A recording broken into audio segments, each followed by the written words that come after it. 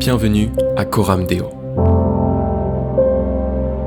Ta famille, ta maison, ton église.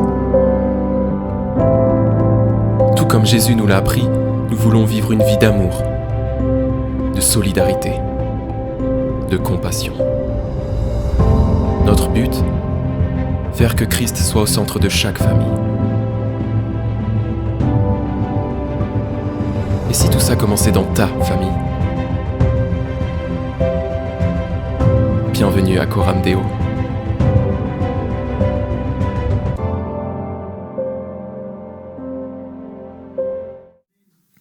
Seigneur parle. Il nous parle ce matin, il nous a parlé de diverses manières, il nous a parlé par le chant, il nous a parlé par des dons spirituels. Croyez-vous qu'il puisse nous parler par sa parole? C'est évident. C'est évident, il nous parle avant tout par sa parole. Et c'est pour ça que lorsque le peuple de Dieu se rassemble, eh bien, depuis 2000 ans, le peuple de Dieu partage la parole de Dieu, partage l'enseignement des apôtres, partage cette parole inspirée. Et c'est ce que nous allons faire ce matin. Mais j'aimerais vous poser une petite question. Ah, un verre d'eau, c'est gentil. Merci. J'aimerais vous poser une petite question. Combien d'entre vous lisent l'Ancien Testament? Levez la main. N'ayez pas peur. Ok. Je prends note des noms quand même. Non, je plaisante. Ouais, il y en a quand même pas mal, hein. Il y en a quand même pas mal. Mais, deuxième question, parce que, bon, voilà, la première, c'était facile, hein. Combien d'entre nous comprennent tout l'Ancien Testament? Levez la main. Là, il y a carrément... Ah oui, il y en a quand même un. Merci. Ah oui, si peu. Je m'attendais quand même un peu plus. Hein. C'est vrai que l'Ancien Testament est un peu difficile à comprendre. Il est un peu comme hermétique. Hein. Il est un peu comme hermétique. Il ne se laisse pas comme ça comprendre, saisir à première lecture. On conseille d'ailleurs aux personnes qui viennent à Christ, qui découvrent la Bible, de lire d'abord le Nouveau Testament avant de s'attaquer à l'Ancien, parce que c'est pas évident. En fait, il y a une distance. Alors c'est vrai que pour le Nouveau Testament, il y a déjà une distance de 2000 ans, mais pour l'Ancien, la distance est encore plus grande. 3000, 3500, voire plus encore. Il y a une distance culturelle aussi qui est immense. Et donc, il y a des us et coutumes que l'on ne comprend pas dans les récits bibliques que l'on lit. Et cela ne date pas d'hier. Vous savez, cette difficulté de compréhension de l'Ancien Testament, eh bien, les premiers chrétiens l'avaient déjà. Il y a 2000 ans, pour eux, c'était déjà compliqué de lire l'Ancien Testament, de le comprendre. Déjà, ils lisaient une traduction. Déjà à l'époque, hein. Ils lisaient une traduction en grec. Et ce n'était pas évident de comprendre ce que ces messages inspiraient. Il y a 19 siècles à peu près, c'est-à-dire un siècle juste après la naissance de l'Église, vivait un jeune homme du nom de Marcion. Marcion était... Alors j'ai pris une photo pour vous. Non, mais il n'y avait pas de photo à l'époque, c'est une représentation. Hein. Marcion était un jeune homme qui, voilà, il se disait chrétien, et il est venu habiter à Rome. Vous savez, à l'époque, Rome, la capitale, attirait des foules, des personnes de tout l'Empire. Il est venu à Rome, et là, eh bien, Marcion avait des idées quand même assez particulières.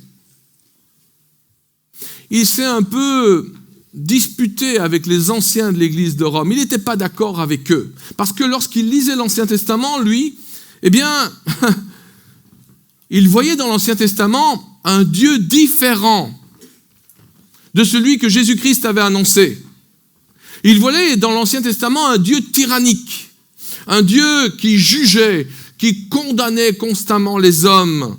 Autrement dit, un Dieu très différent du Dieu de grâce que Christ est venu nous présenter, nous faire connaître. Et donc, il était comme ça, en dispute avec les anciens de l'Église, à tel point que, eh bien, il a créé sa propre Église. À Rome, Marcion a créé sa propre Église. Il s'est fait sa propre Bible. Il a enlevé tout ce qui ne l'arrangeait pas, tout ce qui ne lui plaisait pas dans l'Ancien Testament d'abord. Non, il a carrément enlevé l'Ancien Testament.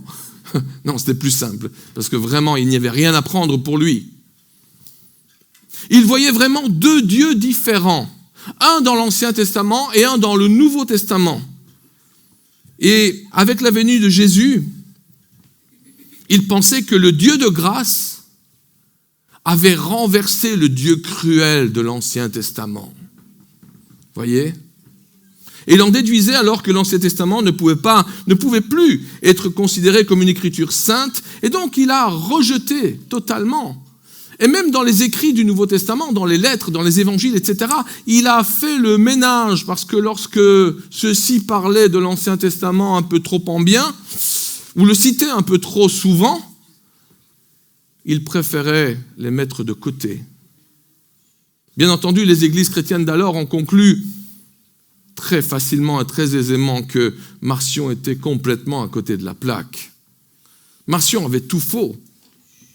Ils ont réaffirmé que Jésus était bien le Messie annoncé, envoyé par le Dieu unique, le Dieu créateur du ciel et de la terre, que le Dieu de l'Ancien Testament était bien le même que celui du Nouveau Testament, présenté par Jésus, bien sûr.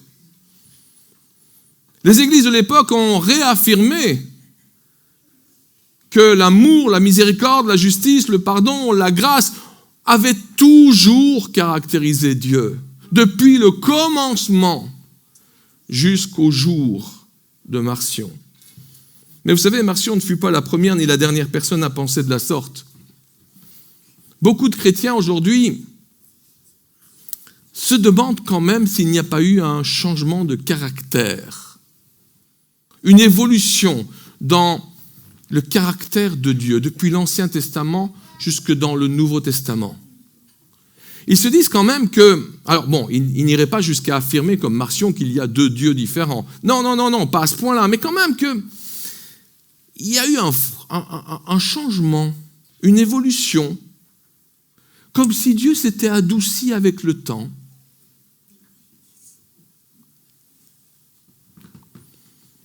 Qu'en pensez-vous ? Si je vous donnais un crayon et du papier, un peu comme à l'école dimanche, et si je vous demandais de dessiner le Dieu de l'Ancien Testament, waouh! Je suis sûr qu'on aurait des représentations du type bras croisés, regard dur, en colère, assis sur un trône de justice, prêt à condamner, alors que le Dieu présenté par Christ serait un Dieu accueillant, les bras ouverts, le Père dans la parabole du Fils prodigue, qui attend son enfant, les yeux pleins de larmes et d'amour, prêt à faire grâce, assis sur un trône de grâce d'ailleurs. C'est vrai que je caricature un peu, mais quelquefois, on a cette idée. On a l'impression qu'il y a d'une part de la colère et du jugement, d'autre part de la miséricorde et de la grâce. Pourquoi ? Peut-être est-ce parce qu'il y a des différences littéraires évidentes entre l'Ancien Testament et le Nouveau Testament, et que l'on ne perçoit pas les choses de la même manière en tant que lecteur, au premier abord. D'une part, le Nouveau Testament, c'est vrai, est composé principalement d'histoires courtes, de paraboles de Jésus, d'enseignements de Jésus ou d'enseignements des apôtres. Et dans toutes ces histoires courtes, dans tous ces enseignements, la grâce transparaît de manière évidente. Elle nous saute aux yeux. Elle est là, presque à chaque page, à tel point que on ne remarque même plus les paroles de jugement qui se trouvent dans le Nouveau Testament. Et pourtant, il y en a. Il y en a des paroles de jugement. Jésus en a prononcé des vertes et des pas mûres, comme on dit. Les apôtres aussi en ont prononcé. Mais on ne les voit plus tant il y a la grâce qui transparaît du Nouveau Testament. L'Ancien Testament, lui, il est principalement composé de récits historiques, principalement. Et donc le caractère de Dieu y est révélé au fur et à mesure de longues sagas historiques. C'est un peu comme nos séries télévisées, vous voyez ? On découvre les personnages au fur et à mesure que, de semaine en semaine, on découvre des épisodes et leur manière d'agir, de faire, de réagir, etc. On y trouve des drames, on y trouve des passions, des trahisons, des complots, des intrigues. C'est ça l'Ancien Testament. C'est ça. Il y a de la violence. Et en fait, les paroles de jugement s'y trouvent partout. C'est ce qui nous saute aux yeux plutôt. À tel point qu'elles finissent par accaparer toute notre attention en tant que lecteurs. Et elles finissent par masquer la grâce qui se trouve là pourtant, en arrière-plan. Et on ne perçoit plus la grâce qui est déjà là, qui a toujours été là depuis le commencement. On ne la perçoit plus, alors qu'elle est présente dans chacun des événements qui nous sont racontés, dans chacune des pages qui est écrite. Mais il faut un œil exercé, il faut un cœur exercé pour le reconnaître. Alors ce matin, je vous propose d'exercer un peu notre œil, notre cœur, pour reconnaître la grâce de Dieu dans toutes les pages de l'Écriture, dans toutes les pages de la Bible. Et ce matin, une fois n'est pas coutume, on va faire 4 exercices. D'accord ? 4 exercices, 4 histoires de l'Ancien Testament, 4 histoires que vous connaissez, qui vous sont familières, que je vais vous rappeler rapidement, et dans lesquelles pourtant, malheureusement, on ne perçoit pas toujours la grâce de Dieu. Le Dieu de grâce. Le Dieu de grâce. Alors, premier exercice, première histoire, plongeons-nous dans la Genèse, au commencement, tout au début. D'accord ?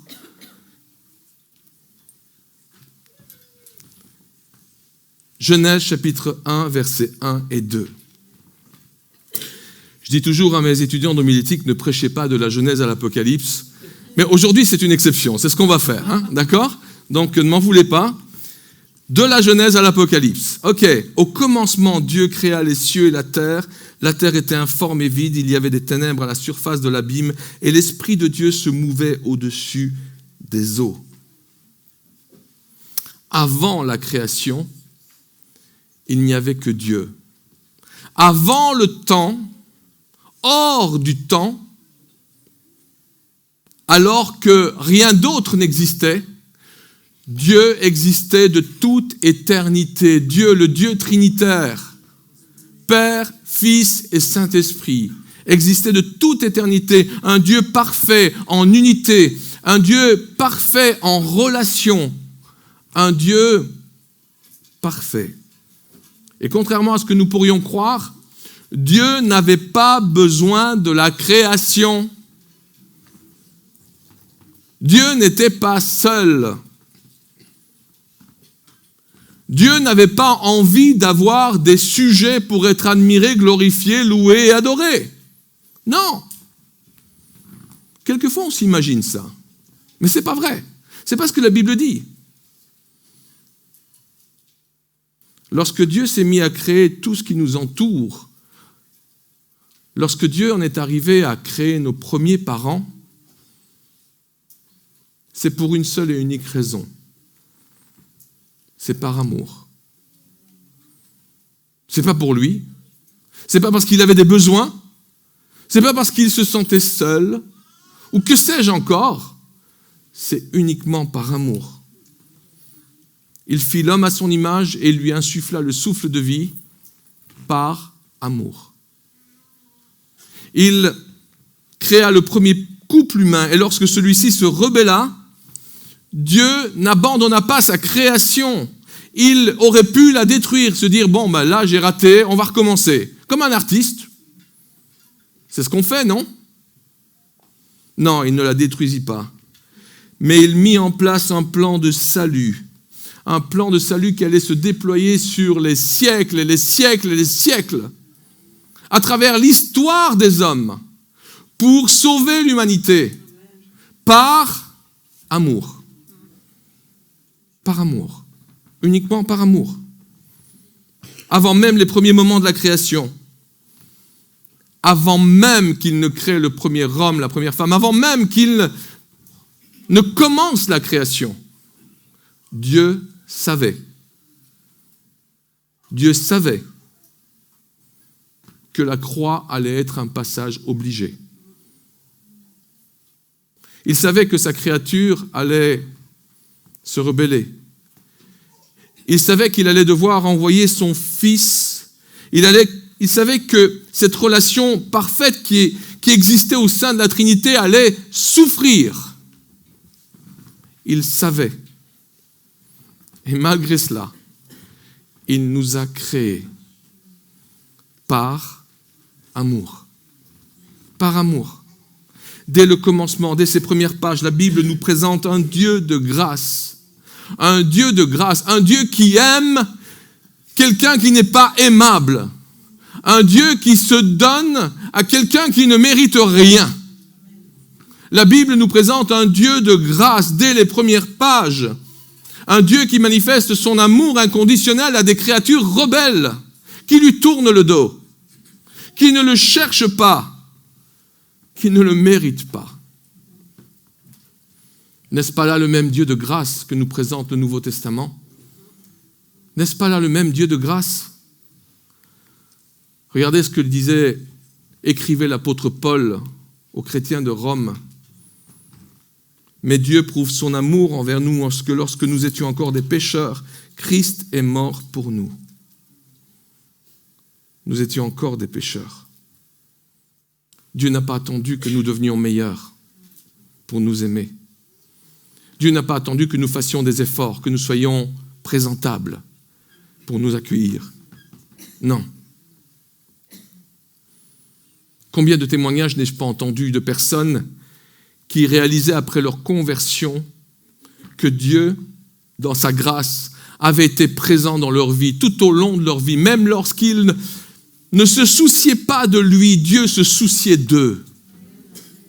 Combien de témoignages n'ai-je pas entendu de personnes qui ont vu la main de Dieu les garder, les préserver, les diriger, alors qu'ils ne se souciaient pas de lui, alors qu'ils ne le recherchaient pas. Lorsque nous réfléchissons à notre passé, alors que nous lui tournions le dos, combien de fois Dieu n'est-il pas intervenu en notre faveur? Combien de fois ne nous a-t-il pas parlé, gardé, protégé? Combien de fois ne nous a-t-il pas offert ce que nous ne méritions pourtant pas? Combien de fois ne nous a-t-il pas secourus avant même que nous le connaissions? Parce que dans sa grâce, Dieu n'a pas attendu que nous devenions meilleurs pour nous aimer. Et cela, c'est depuis le commencement, depuis la première page de la Bible. La Bible nous présente un Dieu de grâce, un Dieu qui fait grâce. Je vous ai promis 4 exercices, on va passer au deuxième.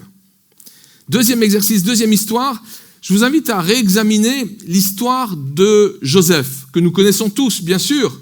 L'histoire de Joseph. Joseph qui était l'un des 12 fils de Jacob. Jacob, que Dieu appellera plus tard Israël. Joseph, vous le savez, il avait 10 frères plus âgés. C'était le petit dernier. Le chouchou à papa, et à maman aussi. Le chouchou, autrement dit, le favori de son père. Et bien sûr, il en tirait une certaine fierté, qui flirtait quelquefois avec l'arrogance. On peut le dire un petit peu. Bon, ses frères étaient logiquement jaloux de lui. Et à un moment donné, alors c'est pas pour excuser ce qu'ils ont fait, mais certains voulaient le mettre à mort. Pour finir, vous le savez, ils l'ont jeté dans un puits, ils l'ont vendu comme esclave, et il s'est retrouvé esclave en Égypte. Les années ont passé, il le croyait mort, mais Joseph a vécu une expérience assez extraordinaire. Rappelez-vous, avec l'aide de Dieu, il a eu un parcours, mais phénoménal. Il serait trop long de l'expliquer, mais vous le savez, il est passé d'esclave en prison, de la prison, bras droit de Pharaon. Enfin, incroyable. Et lorsque la famine survint dans cette partie du monde, c'est la position élevée de Joseph en Égypte qui a permis à toute la famille de Jacob d'être sauvée, de ne pas mourir de faim. La famine était tellement forte, terrible. Tous mouraient, sauf en Égypte, parce que Joseph gérait la nourriture en Égypte. Et lorsque les frères de Joseph réalisèrent, alors qu'ils venaient demander du grain pour pouvoir survivre, réalisèrent que c'était leur frère qu'ils avaient devant eux, celui qu'ils avaient livré comme esclave, ils ont imploré son pardon. Et c'est là que nous rejoignons Joseph et ses frères. Genèse chapitre 50. Joseph leur dit « Soyez sans crainte, car suis-je à la place de Dieu ? Vous aviez médité de me faire du mal, Dieu l'a changé en bien pour accomplir ce qui arrive aujourd'hui, pour sauver la vie à un peuple nombreux. » Dieu l'a changé en bien. Que j'aime cette parole. Si Joseph n'avait pas été vendu comme esclave, le peuple d'Israël serait mort de faim. Ils auraient été exterminés par cette famine. Il n'y aurait eu ni Moïse, ni David, ni Jésus, et on ne serait pas là. C'est aussi simple que ça. Tout au long de ces années difficiles, Joseph a dû apprendre à mettre sa confiance en Dieu, et en Dieu uniquement. Que ce soit dans la position de fils préféré, comme dans celle d'esclave, que ce soit dans la position de prisonnier ou dans le palais de Pharaon, Joseph a appris à mettre sa confiance uniquement dans le Dieu de son salut. Finalement, en toutes circonstances, Joseph a appris que Dieu est digne de confiance. Dieu est digne de confiance. Parce qu'au sein des épreuves pénibles que Joseph a traversées, Dieu était toujours à l'œuvre. Toujours à l'œuvre pour son bien. Bien sûr, lui ne comprenait pas ce qui lui arrivait. Il a vécu injustice sur injustice sur injustice. Vous connaissez l'histoire. Mais il ne comprenait pas. Il l'a compris plus tard. Que c'est pour le bien non seulement de sa vie, mais pour le bien de tout un peuple qu'il était en train de vivre ce qu'il vivait. C'était pour l'accomplissement du plan de salut de Dieu, pour toute l'humanité qu'il était en train de vivre ce qu'il vivait. Et n'est-ce pas là l'œuvre d'un Dieu de grâce ? Oui, c'est l'œuvre d'un Dieu de grâce. N'est-ce pas là le même Dieu de grâce que nous présente le Nouveau Testament ? Oui, c'est le même. L'apôtre Paul, une fois encore, nous le dit et l'écrit aux Romains. Nous savons du reste que toute chose concourt au bien de ceux qui aiment Dieu, de ceux qui sont appelés selon son dessein. Toute chose, et cela fait référence à tout ce qui est dans ce chapitre 8, c'est-à-dire des souffrances et des tribulations. C'est ce que Joseph avait vécu. Mais finalement, quel bien extraordinaire Dieu a produit de la souffrance que Joseph a vécue. Que ce soit dans les vallées les plus obscures, les citernes les plus profondes, les épreuves les plus terribles, Dieu, dans sa grâce, continue d'œuvrer dans notre vie pour transformer le mal en bien, pour changer le mal en bien. Dieu continue d'œuvrer afin de nous transformer à l'image de son Fils Jésus-Christ. Dieu continue d'agir parce qu'il a un plan de bénédiction qu'il est en train de dérouler. Alors nous ne le voyons pas, nous ne le comprenons pas, mais il est à l'œuvre. Il est présent. Et même au plus profond de cette citerne, et même au plus profond de ce cachot dans lequel Joseph était terré, Dieu était présent. Combien pourrait témoigner dans ce sens que Dieu, dans sa grâce, veille sur nous chaque jour pour notre plus grand bien? Combien pourrait témoigner que dans leur vie, ils ont vu le mal changer en bien? Je me rappelle de cette prédication que j'ai entendue d'un ami finlandais qui racontait l'histoire d'un serviteur de Dieu. Un serviteur de Dieu qui a été complètement broyé par les circonstances qu'il a vécues. Rejeté par ses collègues, rejeté par ceux qui l'entouraient, mis de côté, expulsé, mis dehors, au point où, un peu comme Joseph, il s'est retrouvé à se dire, mais je ne vaux plus rien. Seigneur, je ne comprends pas ce qui m'arrive. Je suis resté fidèle à ta parole. Et c'est parce que je suis resté fidèle à ta parole, comme Joseph pouvait se dire, mais Seigneur, c'est pour ne pas pécher que je suis là en prison. Et comment Dieu, dans sa grâce, a relevé son serviteur. Comment, dans sa grâce, il l'a élevé à une position inimaginable. Comment, dans sa grâce et dans son plan merveilleux, il a utilisé son serviteur pour vraiment le salut d'un peuple, tout entier. Des histoires de Joseph, des histoires à la Joseph, nous en vivons tous, j'en suis sûr. J'en suis sûr, encore aujourd'hui.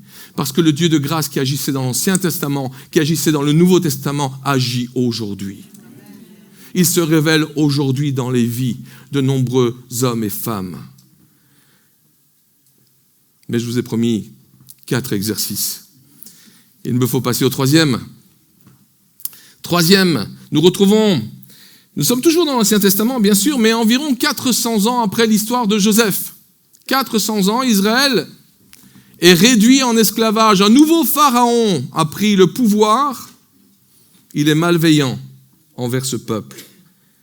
Et une fois encore, il n'y a rien que ce peuple puisse faire pour s'en sortir.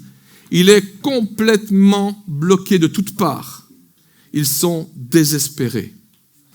Exode, chapitre 2, verset 23. « Longtemps après, le roi d'Égypte mourut et les enfants d'Israël gémissaient encore sous la servitude et poussaient des cris. Ces cris que leur arrachait la servitude montèrent jusqu'à Dieu. » Vous savez, Dieu va entendre ces gémissements, ces cris, cette douleur, cette souffrance. Il va susciter un homme qui ne pensait pas du tout, lui aussi, il pensait que sa vie était finie, un peu comme Joseph.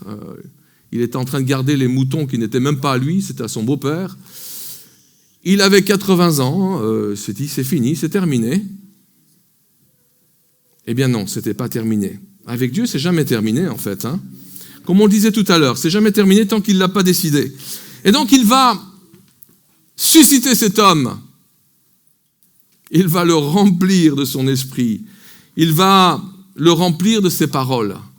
Vous le savez, il va envoyer des plaies assez extraordinaires pour manifester toute sa puissance au pharaon d'Égypte. Il va libérer son peuple. Le sang de l'agneau pascal va être mis sur les linteaux des portes de ceux qui ont été épargnés. Le peuple va sortir avec des acclamations, des cris de joie. La mer Rouge va se fendre en deux et ils vont traverser à pied sec. Bon, j'ai résumé, je suis obligé. Bien des années plus tard, Moïse rappela au peuple d'Israël que ce n'était pas parce qu'ils étaient un peuple nombreux, sympa, beau, grand, gentil, que Dieu les avait choisis. Non. Non, du tout. Ce n'était pas parce que ils étaient meilleurs que les autres peuples, que Dieu avait pris soin d'eux et les avait délivrés de l'esclavage égyptien, non plus. La seule raison, c'est parce qu'il les aimait. C'est parce qu'il les aimait, il n'y a pas d'autre raison. Et parce qu'il avait voulu tenir l'engagement qu'il avait fait à leurs ancêtres. Dieu s'était engagé envers leurs ancêtres. Et il les aimait. Dieu entendit les cris de désespoir du peuple, leurs pleurs, leurs gémissements. Il les délivra de l'esclavage dans lequel ils étaient tombés, encore une fois et une fois encore, par amour. Un amour désintéressé, un amour inconditionnel. C'est ça la grâce. C'est ça la grâce. C'est cela l'œuvre d'un Dieu de grâce. Et c'est le même Dieu de grâce que le Nouveau Testament nous présente. C'est ce que le Fils de Dieu est venu faire pour chacun d'entre nous. Et plus que chacun d'entre nous, pour tous les hommes, pour tous les êtres humains. Luc chapitre 4, verset 18, « Il m'a oint pour annoncer une bonne nouvelle aux pauvres. Il m'a envoyé pour guérir ceux qui ont le cœur brisé, pour proclamer aux captifs la délivrance et aux aveugles le recouvrement de la vue, pour renvoyer libres les opprimés. » Alléluia. N'est-ce pas là ce que le Seigneur a fait pour nous? N'est-ce pas là ce que le Seigneur a fait pour nous? Le Dieu qui rend libre dans le Nouveau Testament, c'est le même Dieu qui rendait libre dans l'Ancien Testament. C'est le même Dieu qui fait grâce, qui ne tient pas compte du tout de ce que nous ayons le droit, le mérite d'être délivrés. Non, il fait grâce. Il délivre. Il rend libre les opprimés. Il délivre des liens du péché. Il nous apprend à marcher en nouveauté de vie. Combien d'entre nous peuvent témoigner d'avoir été délivrés? Délivrés de la colère. Délivrés de l'amertume. Délivrés de telle et telle dépendance. Délivrés de la violence. Délivrés de la cupidité. Délivrés de... Pensez à tout ce qui tient l'homme captif aujourd'hui. Parce que le Dieu de l'Ancien Testament comme du Nouveau Testament est ce même Dieu qui ne veut pas que nous demeurions dans l'esclavage. Il nous a créés. Il nous aime tellement qu'il nous veut libres. Il nous veut libres. C'est ce Dieu même, Dieu de grâce, dont j'aimerais vous raconter une dernière histoire. Parce que près de 800 ans plus tard, rebelote, le peuple d'Israël languit à nouveau. Alors non plus sous le poids de l'esclavage égyptien, mais là ils sont littéralement, ils ont été emportés en exil, loin de leur terre, à Babylone. Et une fois encore, il n'y a rien qu'ils puissent faire pour s'en sortir. Mais cette fois, c'était leurs propres infidélités envers Dieu qui les avaient placés dans cette situation difficile. Ils s'étaient détournés de Dieu. Ils lui avaient tourné le dos. Ils s'étaient mis à adorer les idoles des voisins. Ils avaient construit des autels à ces idoles de pierre et de bois. Ils s'étaient détournés de l'adoration et du culte du seul vrai Dieu. Et par voie de conséquence, ils s'étaient aussi détournés de la justice sociale entre eux. Leur propre péché les avait égarés loin de Dieu. Leur propre péché avait fait en sorte qu'ils vivent cette situation. Et il n'y avait aucun espoir de retour. Et même dans ces circonstances terribles qu'ils avaient eux-mêmes provoquées, alors qu'ils ne méritaient vraiment rien. Si déjà avant ils ne méritaient rien, là ils méritaient encore moins que rien. Dieu ne va pas abandonner son peuple. Dieu ne va pas abandonner son peuple. Il va, dans ce temps de captivité, susciter des hommes qui vont accompagner son peuple, des prophètes. Des prophètes comme Ézéchiel, qui vont parler de la part de Dieu pour rappeler à son peuple toutes ses promesses. Je vous retirerai d'entre les nations, je vous rassemblerai de tous les pays, et je vous ramènerai dans votre pays. Impossible, inimaginable. Et c'est pourtant ce qui se produisit. 70 ans plus tard, Dieu inclina le cœur du roi perse Cyrus pour que le peuple de Dieu puisse revenir dans son pays, retourner vivre à Jérusalem et dans tout le pays de Juda. N'est-ce pas encore une fois l'œuvre d'un Dieu de grâce?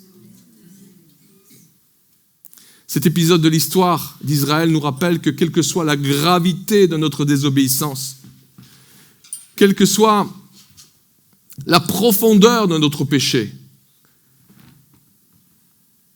il n'est jamais trop tard pour ouvrir la porte de notre cœur.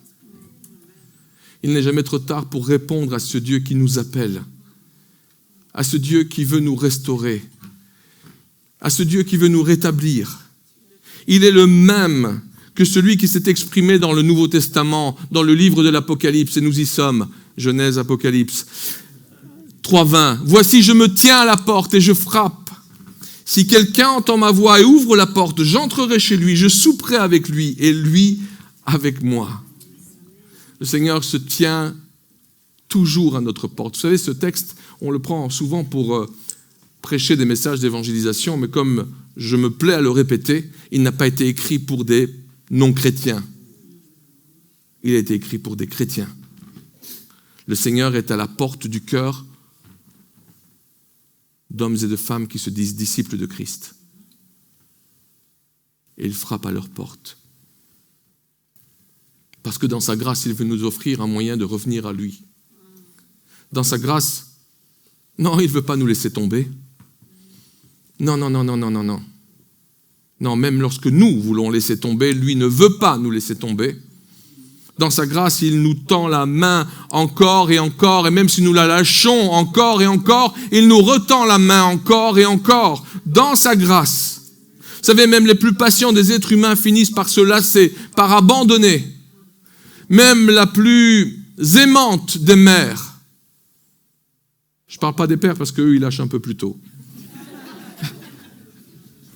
Même la plus aimante des mères peut à un moment donné être lassée et laisser tomber face à la méchanceté, face à la violence, face à la rébellion de son enfant.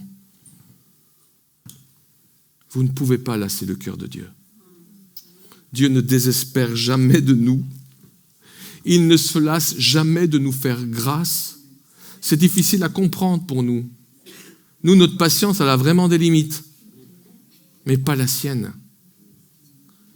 Parce que notre Dieu est le Dieu de la 2e chance, de la 3e chance, de la 10e chance, de la 100e chance, de la 1000e chance. 4 histoires dans l'Ancien Testament, 4 histoires qui nous présentent le Dieu de grâce, parce que l'amour, la miséricorde, la justice, le pardon et la grâce ont été et sont encore aujourd'hui des traits essentiels du caractère immuable de Dieu. Dieu ne change pas. Il ne change pas. Tout ce que Dieu a accompli à travers Jésus-Christ, nous en trouvons un avant-goût dans l'histoire du peuple d'Israël. Tout cela a été écrit, et c'est l'apôtre Paul qui le dit, pour notre enseignement. Pour que nous en tirions des enseignements, oui. Parce que Dieu est le même, il ne change pas. C'est pourquoi je vous invite ce matin à ne jamais perdre de vue que Dieu nous a aimés le premier. Il nous a aimés le premier. Autrement dit, ne vous faites pas d'illusions. Son amour ne dépend pas de ce que vous faites ou de ce que vous ne faites pas. Non. Son amour ne dépend pas de ce que vous pensiez lui faire plaisir ou pas lui faire plaisir. Non plus. Son amour ne varie pas. Il nous aime. Il nous a aimés le premier alors que nous ne le méritions pas. C'est un Dieu de grâce. Dieu veille sur nous. Dieu veille sur nous. C'est pourquoi nous devons de plus en plus, jour après jour, apprendre à lui faire confiance, quelles que soient les circonstances que nous traversons, quelle que soit leur pénibilité. Dieu est celui, rappelez-vous de l'histoire de Joseph, qui peut transformer le mal en bien. Il a quelque chose, il a un plan de bénédiction. Là, dans l'histoire de Joseph, c'était un plan de bénédiction pour le peuple de Dieu, pour toute l'humanité. Mais même dans votre vie, dans ma vie, Dieu a un plan. Et ce qu'il permet, c'est toujours pour accomplir un plan de bénédiction pour nous. Il transforme le mal en bien. Dieu veille sur nous. Dieu nous a rendus libres. Et il veut poursuivre cette œuvre de libération. Ça n'en est pas terminé. Bien sûr, il y a des choses dont il nous a délivrés pour nous permettre d'aller de l'avant, mais il veut continuer à nous rendre libres. Libres de tout ce qui nous empêche de l'aimer, de tout notre cœur, toute notre force, de toute notre pensée, de toute notre âme. Libres de tout ce qui nous empêche de le servir lui, de servir notre prochain. Tout ce qui nous retient encore. tout ce qui nous retient attachés à cette terre. Il veut nous rendre libres, totalement libres de l'aimer, de le servir. Et enfin, ce Dieu de grâce ne nous abandonnera jamais. Jamais. Parce que sa grâce ne sera jamais épuisée à notre égard. On peut sans cesse revenir à lui, bien sûr, dans la repentance, une repentance vraie et sincère. Il sera toujours là pour frapper à la porte de notre cœur. Il nous appartient de lui ouvrir la porte, de le laisser agir en nous. Il nous appartient. Il nous appartient de vivre cette grâce, de la comprendre, de la réaliser et de la partager tout autour de nous, jour après jour. C'est ce Dieu de grâce que la Bible révèle de la Genèse à l'Apocalypse. C'est ce même et unique Dieu de grâce manifesté dans des actions passées, dans des actions présentes, et qu'il manifestera encore dans des actions futures. Parce que la grâce de Dieu dans ma vie et dans votre vie, elle se conjugue au passé, au présent et au futur. Le Seigneur veut que nous en soyons convaincus et que nous puissions le vivre pour le partager autour de nous. Unissons-nous dans la prière. Venons au pied de ce Dieu de grâce. Venons comme des enfants, comme le dit l'Épître aux Hébreux, comme des enfants qui se savent aimer, des enfants qui viennent devant le trône de grâce pour bénéficier de l'amour de leur Père pendant que le groupe s'avance, pour nous entraîner dans un chant. Prions ensemble.